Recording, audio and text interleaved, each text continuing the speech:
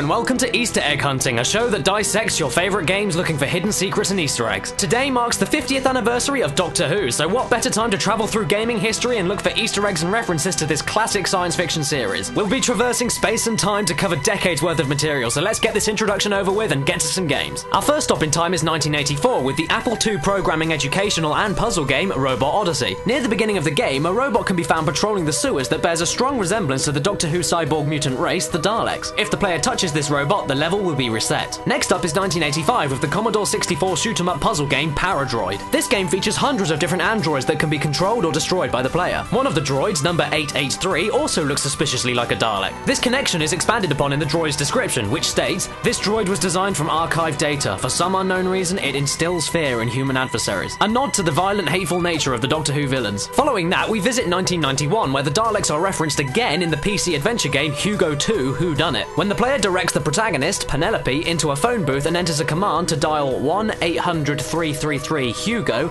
the game states, "You feel a strange sensation, as if the walls of the phone box grow hazy and seem to recede." When the prompt is cleared, the screen transitions to another planet where Penelope exits what appears to be the TARDIS. She then encounters two characters that appear to be the Doctor and a Dalek. After shooting and destroying the Dalek, the Doctor gives Penelope a sonar screwdriver, a reference to the sonic screwdriver in the show. Next on up is 1994 with another PC adventure game, Beneath a Steel Sky. In this game, the protagonist, Robert, has a circuit board that contains the personality of a talking sentient robot named Joey. Placing the circuit board into robot bodies gives Joey the ability to control that body. One of these bodies slightly resembles a Dalek. When Robert asks Joey how he feels about this new shell, Joey replies, "Exterminate!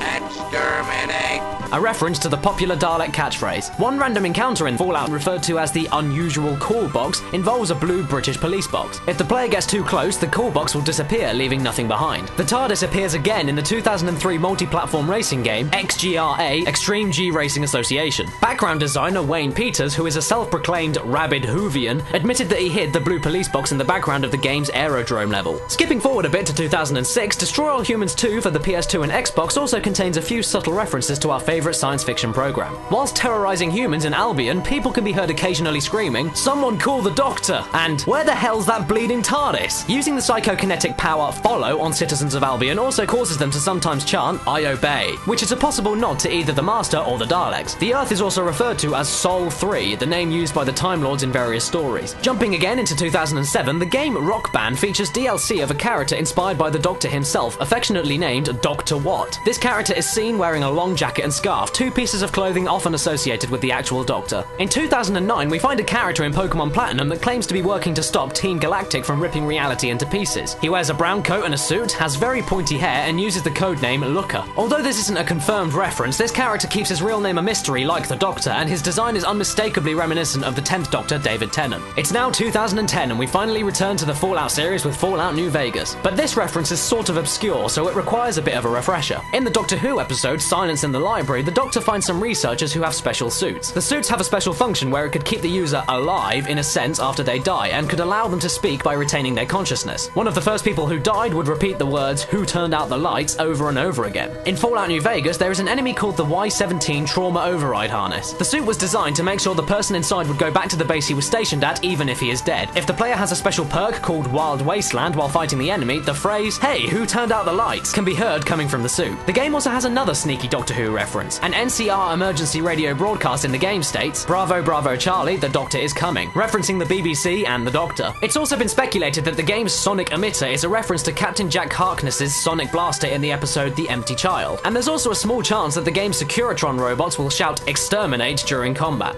Now we're in 2011, and Valve's multiplayer first-person shooter from 2007, Team Fortress 2, receives an update. The update contains a decorative red bow tie referred to as Dr. Woe. The bow tie can be worn by either the medic or the spy, and was created through the Steam Workshop by the user Tor-V. The tie itself is a reference to the 11th Doctor, portrayed by Matt Smith, who famously said, "Bow ties are cool." Still in 2011, the fantasy MMO RuneScape also receives an update, adding two characters to the game called Rory and Amelia, a nod to the Doctor's companions. If you claim to be the hero of the stories that these two are telling, Rory will claim that that's impossible as your character isn't tall or strong enough and isn't wearing a bow tie. Then last but not least, we skip ahead to 2012 with Borderlands 2. In the side mission Hell Hath No Fury, After blowing up the dam, Handsome Jack will read out a list of the week's construction casualties, which are Hartnell W, Troughton P, Pertwee J, and Baker T. This is a reference to the actors William Hartnell, Patrick Troughton, John Pertwee, and Tom Baker, all of whom played the role of the Doctor in that respective order. One of the skins for the character Maya is also named Rose Taylor, a possible reference to the character Rose Tyler.